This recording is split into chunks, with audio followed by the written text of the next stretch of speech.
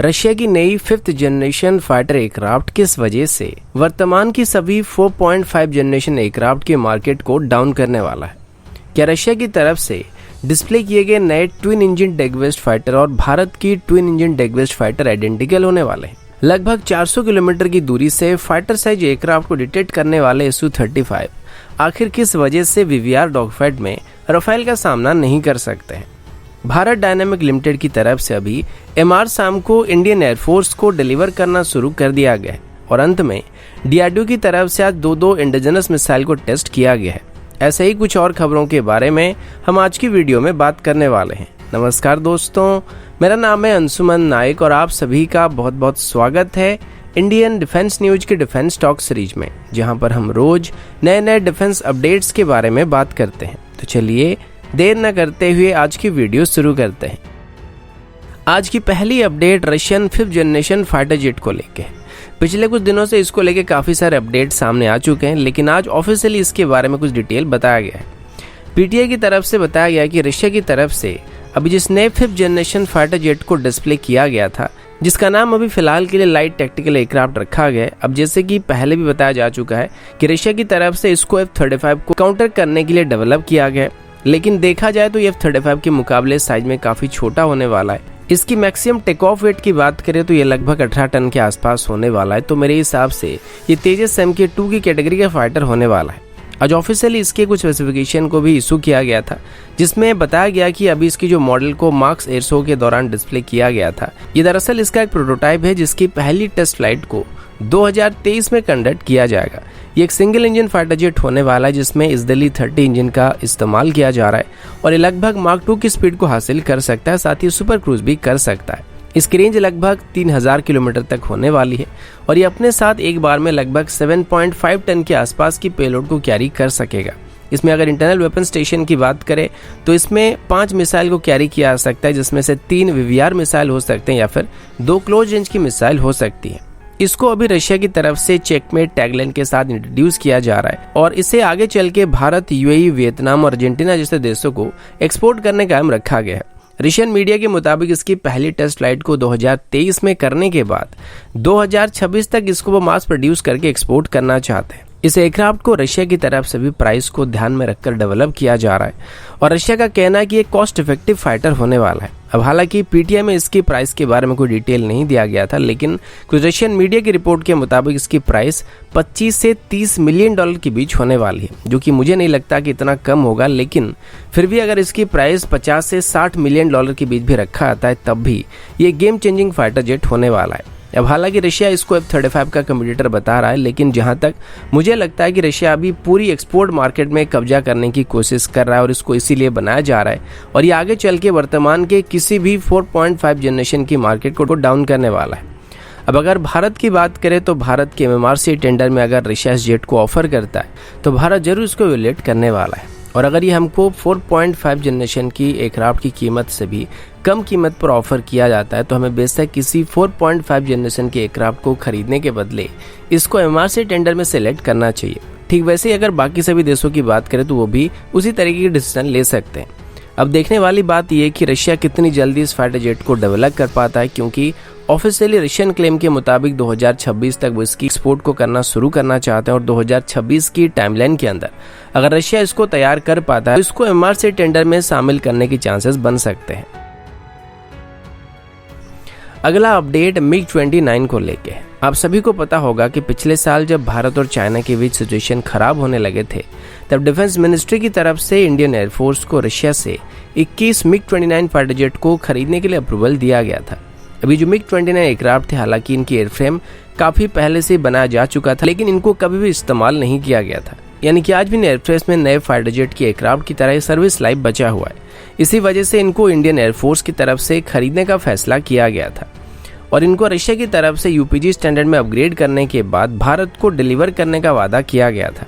अभी मार्च 2021 air show के दौरान रशिया की तरफ से बताया गया कि उन्होंने अभी ऑफिशियली 21 MiG-29 फाइटर जेट की जो डील है उसको लेके कमर्शियल बिड को भारत के पास फॉरवर्ड किया है। इसके अलावा अभी मार्च 2021 एयर शो के दौरान रशिया की तरफ से एक carrier based multi role aircraft की स्केल मॉडल को भी डिस्प्ले किया गया था, जिसको आगे चल के रशिया अपने फ्यूचर एयरक्राफ्ट कैरियर से ऑपरेट करने के लिए डेवलप कर रहा है।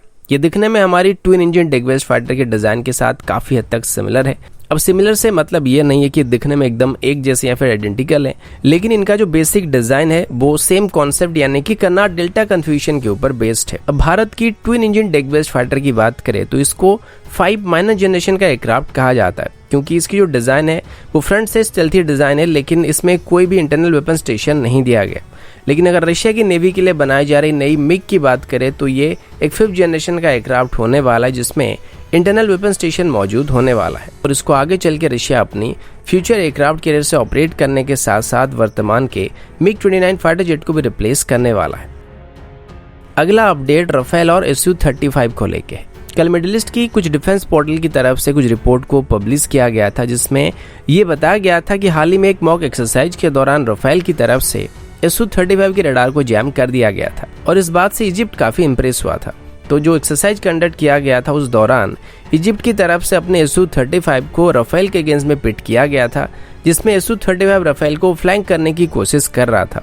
अब Su-35 का जो रडार है वो काफी ताकतवर रडार है और ये फाइटर साइज एयरक्राफ्ट को लगभग 400 किलोमीटर की दूरी से डिटेक्ट कर सकते हैं और इवन ये 0.01 मीटर स्क्वायर की टारगेट को लगभग 90 किलोमीटर की दूरी से डिटेक्ट कर सकते हैं।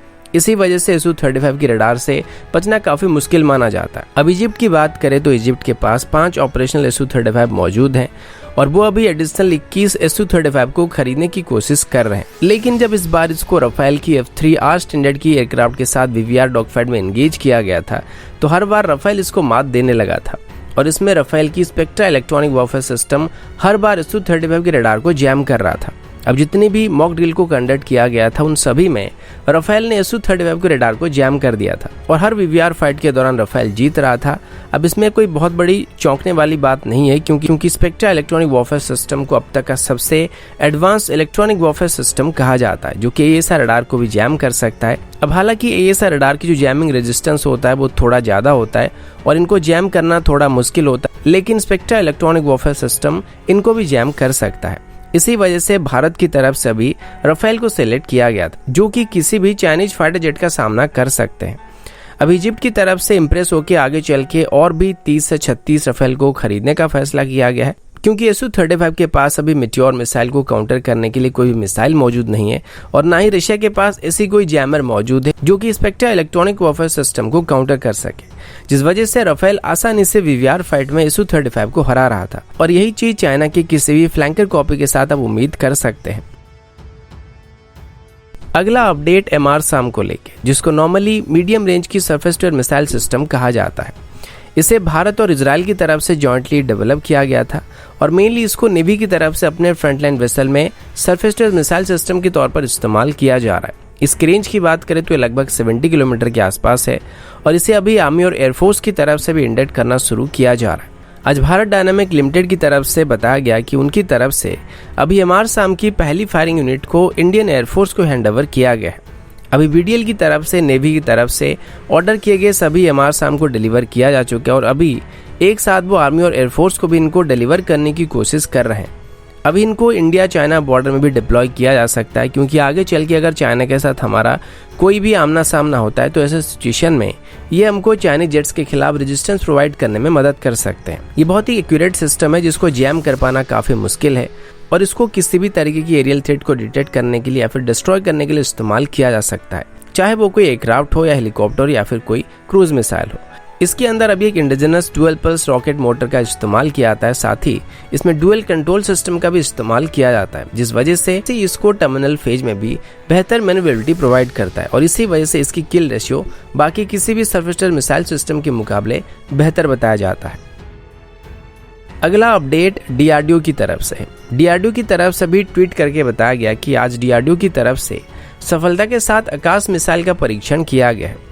यह आकाश मिसाइल का NG वेरिएंट था, जिसे अभी आकाश सीरीज का सबसे एडवांस मिसाइल कहा जाता है और इसे आज उड़ीसा की चांदीपुर से लगभग 12:45 के आसपास टेस्ट किया गया था।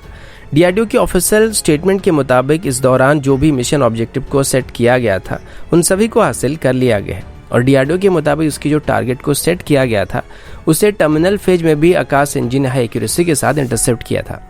Akash NG Akash surface to air missile system का सबसे नया वेरिएंट है, जिसे इसकी नेक्स्ट जनरेशन वेरिएंट कहा जाता है। इसको अभी लो आरसीएस वाले टारगेट के साथ भी एंगेज होने के लिए डिजाइन किया गया है, यानी कि ये स्टेल टारगेट के साथ भी एंगेज हो सकता है। अब जो नॉर्मल रडार सीकर्स होते हैं ये इतने इजीली स्टेल टारगेट को या लो ऑब्जर्वेबल टारगेट के साथ एंगेज नहीं हो सकते हैं, क्योंकि इनकी इनबिल्ट आरएफ सीकर लो आरसीएस वाले टारगेट को ट्रैक करने के लिए डिजाइन नहीं किए गए होते हैं। पर अभी आकाश एनजी को लो आरसीएस वाले टारगेट को भी न्यूट्रलाइज करने के लिए डिजाइन किया गया है। इसी साल की शुरुआत में आकाश एनजी की पहली टेस्ट को कंडक्ट किया गया था और ये उसका दूसरा ट्रायल होने वाला है। अगला अपडेट भी डीआरडीओ की तरफ से।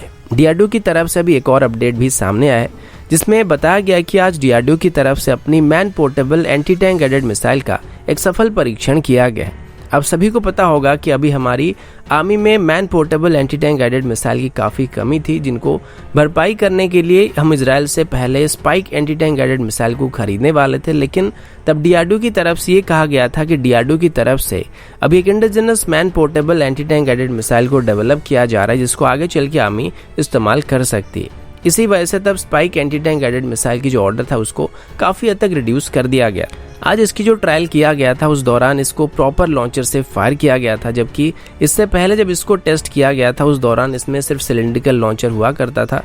लेकिन आज इसको एक प्रॉपर मैन पोर्टेबल सिस्टम से लॉन्च किया गया है। साथ ही इसकी टारगेट के तौर पर एक डेमो टैंक को रखा गया था और इस दौरान मिसाइल ने हाई प्रिसिशन के साथ अपने टारगेट को डिस्ट्रॉय कर दिया है। आज जो इसकी टेस्ट कंडक्ट किया गया था, इस बार इसको मिनिमम रेंज में फायर किया गया था और पहले भी इसको मैक्सिमम रेंज में टेस्ट किया जा चुका था। और आज की सक्सेसफुल ट्रायल के बाद लग रहा है कि इसको आगे चल के जल्द ही ऑपरेशनल रोल में डिप्लॉय करने के लिए क्लियर किया जाएगा।